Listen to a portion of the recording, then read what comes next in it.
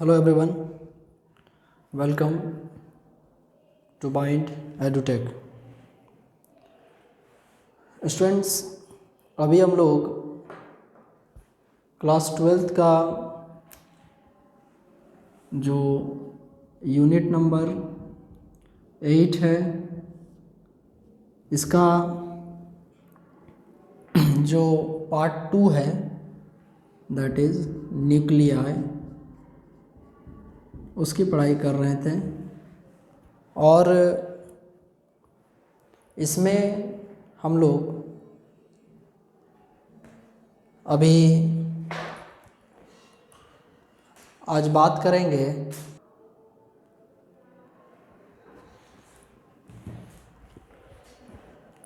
आज हम लोग इसमें देखेंगे law of radioactive disintegration.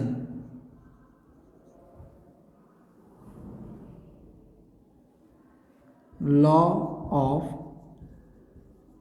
Radio active disintegration. What is the law of radioactive disintegration? कोई भी रेडियो एक्टिव एलिमेंट जब डिसइंटीग्रेट होता है तो वो किस रेट से डिसइंटीग्रेट होता है, मतलब जैसे वो घटता ही है, धीरे धीरे उसका क्षय होता है, तो देन उसका किस रेट से डिसइंटीग्रेशन होता है उसी पर हम लोग बात करेंगे। तो इसी को हम लोग रदरफोर्ड सॉडी लॉ भी कहते हैं। एंड इस पर स्टार्ट करेंगे लिखना कि according to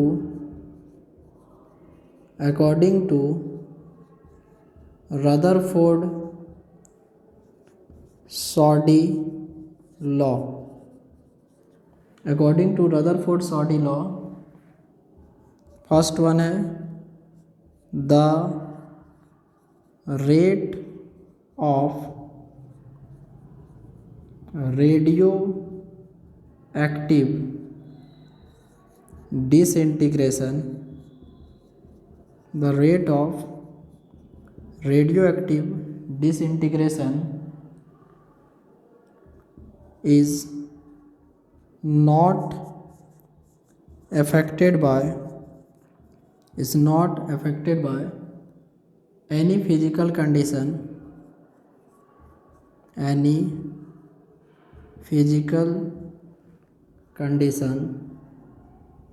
like temperature and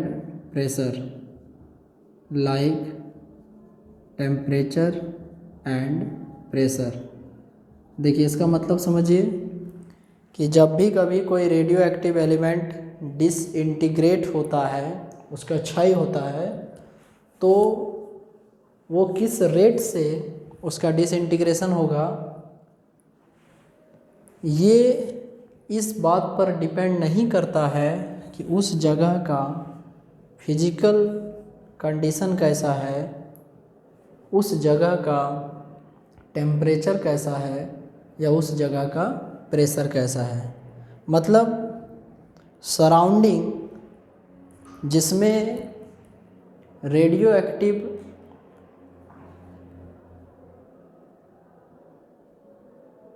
element को रखा गया है, तो वहाँ पर सराउंडिंग का उस पर कोई भी विशेष असर नहीं पड़ता है।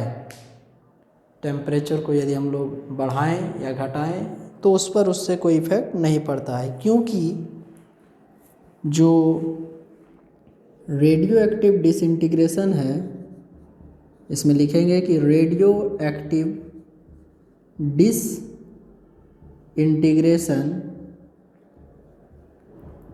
disintegration is random and spontaneous process radio active disintegration एक रैंडम तथा स्पॉन्टेनियस प्रोसेस है। स्पॉन्टेनियस कहने का सेंस है जो स्वयं होता है, ठीक है। इसको आपको किसी एक्सटर्नल एप्लीकेशन के द्वारा बाहर से प्रॉपर तरीके से किसी विशेष फॉर्म में इनिशिएट करने का कोई भी विशेष ज़रूरत नहीं है। ये रिएक्शन खुद ब खुद होता है। तो radio active disintegration is random and spontaneous process. And इसके बाद इसमें जो मोस्ट इम्पॉर्टेंट जो है थर्ड वन कि the rate of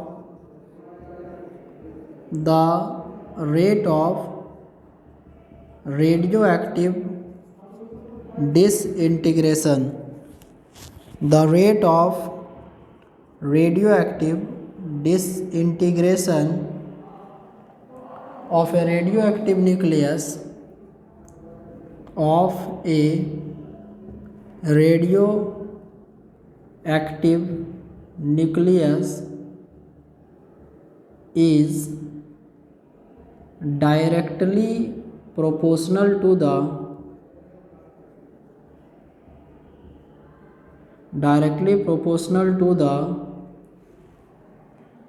number of atoms present at that instant, number of atoms present at that instant। मतलब क्या हुआ कि जो भी रेडियो एक्टिव डिसइंटीग्रेशन का प्रोसेस होता है उसमें किस रेट से डिसइंटीग्रेशन होगा ये इस बात पर निर्भर करता है, किस रेट से डिसइंटीग्रेशन होगा ये इस बात पर निर्भर करता है कि उस समय वहाँ पर कितने नंबर ऑफ एटम्स प्रेजेंट हैं। क्योंकि जितना ज़्यादा संख्या में वहाँ पर एटम्स प्रेजेंट होगा उतना ही ज़्यादा रेट ऑफ डिसइंटीग्रेशन होगा, क्योंकि ये डायरेक्टली प्रोपोर्शनल है। तो इसमें हम लोग किसी भी डिसइंटीग्रेशन को दिखाने के लिए हम लोग डिफरेंशिएशन का यूज करेंगे, because differentiation is the reverse process of integration. तो जब हम लोग इसके मैथमेटिकल एक्सप्लेनेशन पर जाएंगे, जब हम लोग इसका मैथमेटिकल एक्सप्लेनेशन करेंगे तो देखिए इसमें लिखेंगे late n is the number of atoms of radioactive element at time t is equal to 0। n, अच्छा इसको n 0 मान लीजिए या n नॉट मान लीजिए। n नॉट क्या है? ये उस नंबर ऑफ एटम्स को बता रहा है जब हम लोग अपना जो ऑब्जर्वेशन है वो शुरू नहीं किए थे। और n क्या है? n is the number of atoms of radioactive element, number of atoms of radioactive element at time t is equal to t, at time t is equal to t। तो शुरुआत में जो संख्या है वो हम लोग मान लिए दैट n 0 है, n नॉट है, एंड कुछ समय के बाद जो संख्या है वो है आपको n। और जो सबसे इम्पोर्टेंट जो लॉ है थर्ड वाला कि the rate of radioactive disintegration of a radioactive nucleus is directly proportional to the number of atoms present at that instant. तो यहाँ पर हम लोग यह कह सकते हैं कि dn by dt is directly proportional to n। dn by dt is directly proportional to n। कुछ इस तरीके से लिख सकते हैं dn by dt is directly proportional to n, और इसके आगे हम लोग माइनस साइन लगा देंगे।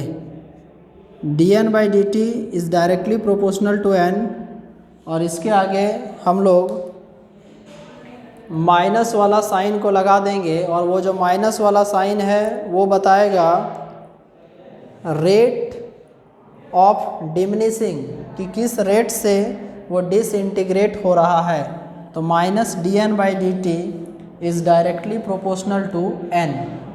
Minus dn by dt is directly proportional to n। ये स्टेटमेंट को हम लोगों ने रदरफोर्ड सॉडी लॉ के आधार पर लिखा है। Minus dn by dt is directly proportional to n, और जब भी कभी हम लोग प्रोपोर्शनलिटी का साइन को हटाते हैं तो वहाँ पर हम लोग को एक कांस्टेंट मिलेगा। तो ऐसे लिख सकते हैं कि minus dn by dt is equal to lambda n। यहाँ पर जो लैम्डा है वो कांस्टेंट को बता रहा है। अब इसके बाद हम लोग फर्दर ऑन जब इसको इंटीग्रेट करना होगा तो एट दैट कंडीशन पहले माइनस को अलग कर लेते हैं कि dn by dt is equal to minus lambda n। dn by dt is equal to minus lambda n। It implies that dn, इस n को यहाँ ले आइए, by n is equal to minus lambda dt। और अब इसके बाद हम लोग इसको इंटीग्रेट करेंगे, और इंटीग्रेशन करने से प्रॉपर लिमिट को इसमें मेंशन करना पड़ेगा। तो लिखेंगे इंटीग्रेटिंग बोथ साइड्स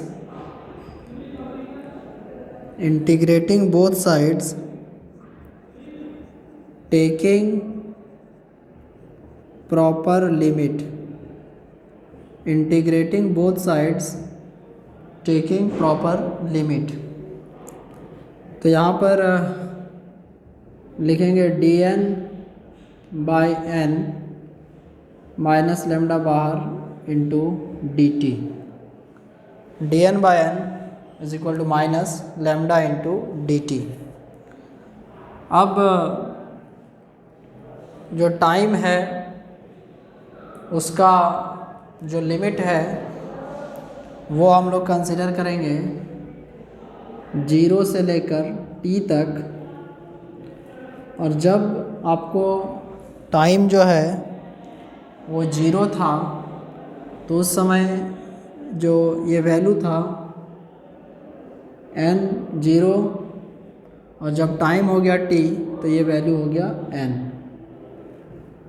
इस लिमिट को जो हम लोग ले रहे हैं इसके पीछे के मैकेनिज्म को आप समझिए कि यहाँ जो dt है वो हम लोग को बता रहा है डिफरेंशिएशन ऑफ टाइम, और जब हम लोग उसको इंटीग्रेट करेंगे तो उस समय उस कंडीशन में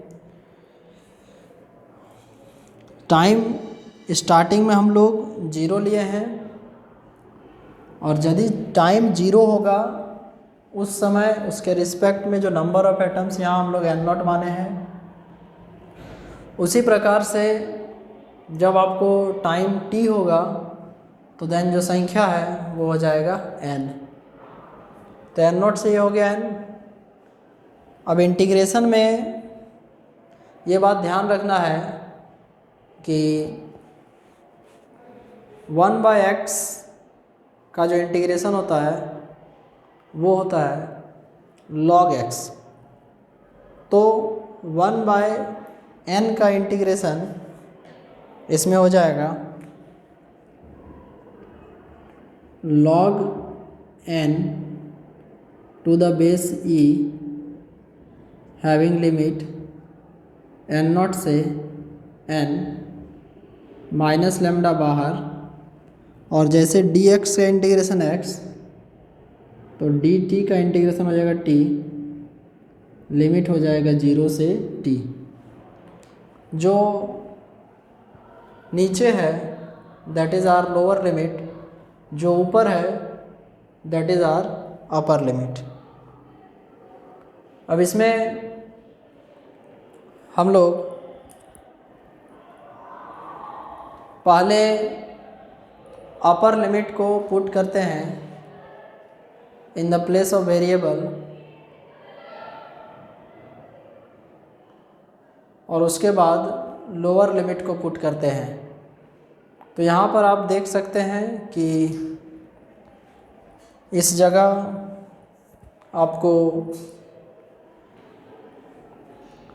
अपर लिमिट n है, लोअर लिमिट n0 है, तो log इसको बैठाइए यहाँ n minus log n0 is equal to minus lambda t minus 0। log n minus log n0 बराबर minus lambda t minus 0। It implies that, देखिए लॉगरिथम में एक प्रॉपर्टी होता है that log m minus log n जब रहता है तो उसको हम लोग log m by log n लिख सकते हैं।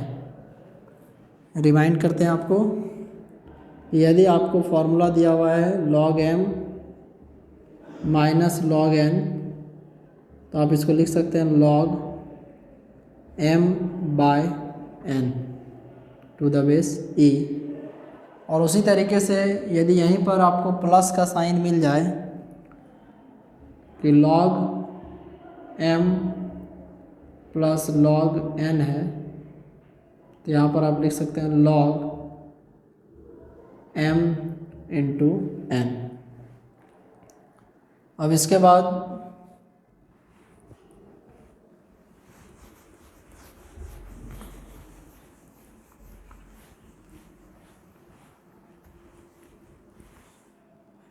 log n minus log n0 है, तो ये हो जाएगा log n by n0 to the base e is equal to minus lambda t। वहाँ पर आप देख सकते हैं t माइनस 0, तो then this will be t। अब यदि कभी ऐसा कंडीशन आता है तो हम आपको एक log का प्रॉपर्टी बताना चाहते हैं कि यदि log x to the base e is equal to है a, log x to the base e is equal to है a, तो यहाँ से आप x बराबर e to the power a लिख सकते हैं। log x to the base e is equal to, यदि a है तो x बराबर e to the power a हम लोग लिख सकते हैं।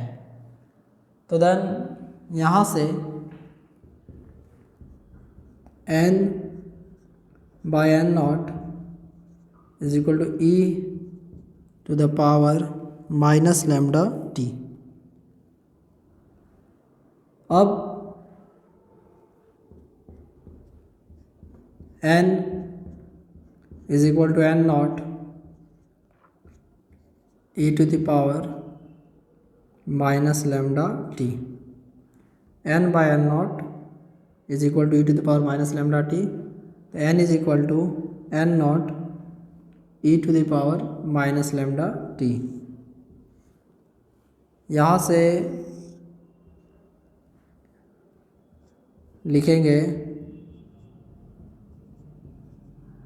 This is required expression.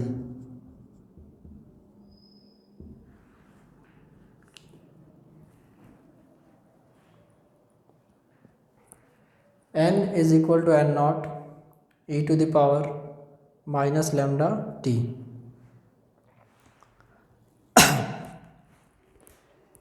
इसमें जो n है वो आपको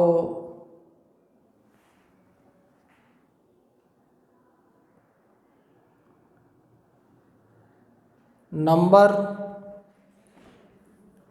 of atoms at any instant को बता रहा है। जो n नॉट है, n0 है, number of atoms present at the initial state when time t is equal to 0 and then after जो e है वो एक्सपोनेंशियल को बता रहा है, लैम्डा डीके कांस्टेंट है and t stands for the time. ये प्रोसेस आप देख सकते हैं कि किस प्रकार से आगे बढ़ा है। तो स्टार्टिंग यहाँ से हुआ था minus dn by dt is equal to lambda n,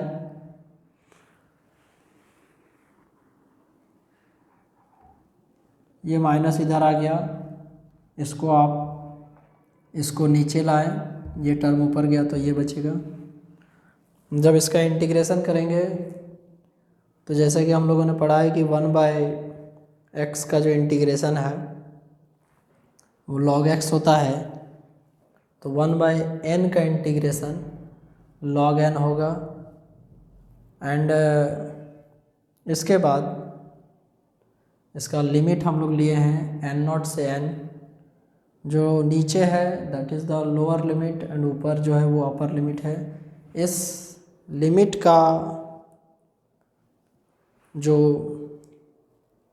चर्चा है वो किस आधार पे किया जाता है। तो जब स्टार्टिंग में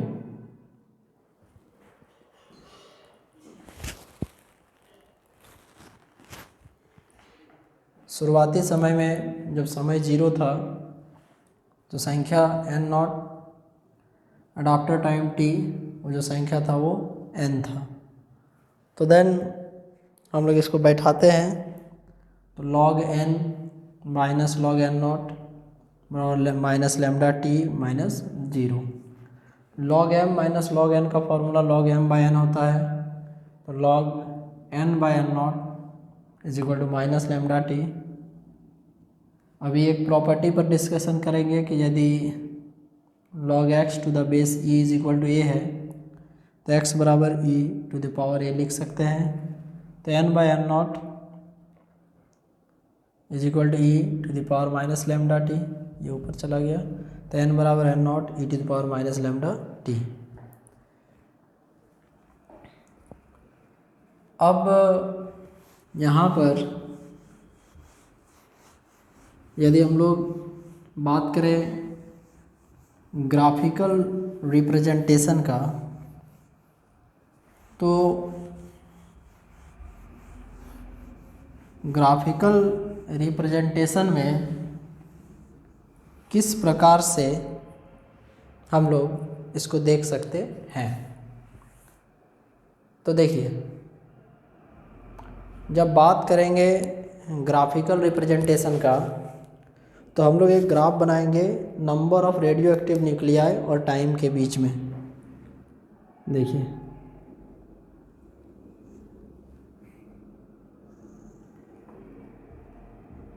x axis origin, y axis, इसमें दिखाएंगे number of radioactive nuclei, n से रिप्रेजेंट कर रहे हैं, और ये साइड होगी आपको टाइम। तो टाइम में हम लोग T, 2T, 3T, 4T, और उसी तरीके से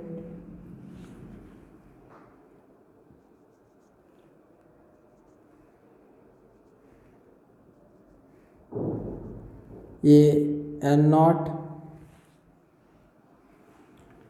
ये आपका N0/2, उसके बाद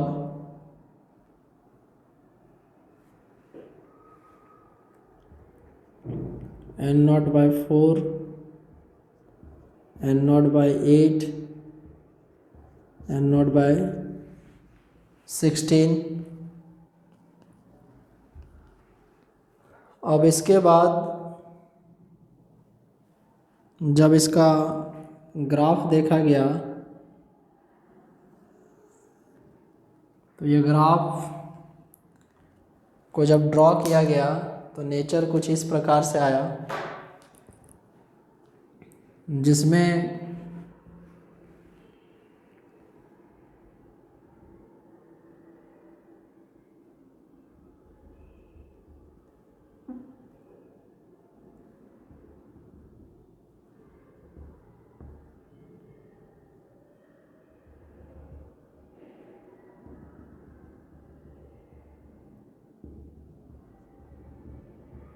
कुछ इस प्रकार से T, 2T, 3T, 4T, इसका मीनिंग क्या हुआ।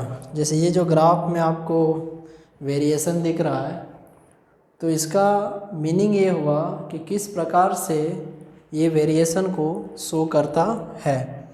जैसा कि आप देख सकते हैं कि यहाँ पर टोटल प्रेजेंट है एटम्स, यहाँ पर उसका हाफ, यहाँ पर उसका हाफ, यहाँ पर उसका हाफ, यहाँ पर उसका हाफ, आगे जाके इनफाइनाइट टाइम्स पर ये 0 होगा। इस एक्सिस में नंबर को बता रहा है, नंबर ऑफ एटम्स, और ये जो एक्सिस है ये टाइम को बता रहा है। तो देन इस प्रकार से हम लोग कह सकते हैं कि then how the variation is just diminishing at the rate -dn/dt directly proportional to n। अब इसके बाद हम लोग के पास एक टर्म आएगा हाफ लाइफ, या उसको हम लोग कह सकते हैं half life time. Than half life या हाफ लाइफ टाइम या हाफ लाइफ पीरियड क्या है, इस पर हम लोग डिस्कशन करेंगे। तो स्टूडेंट्स, अभी हम लोग क्लास को यहीं तक रहने देते हैं, एंड अगले क्लास में हम लोग इसके बारे डिस्कशन करेंगे। Take care of yourself. Thank you very much. Bye.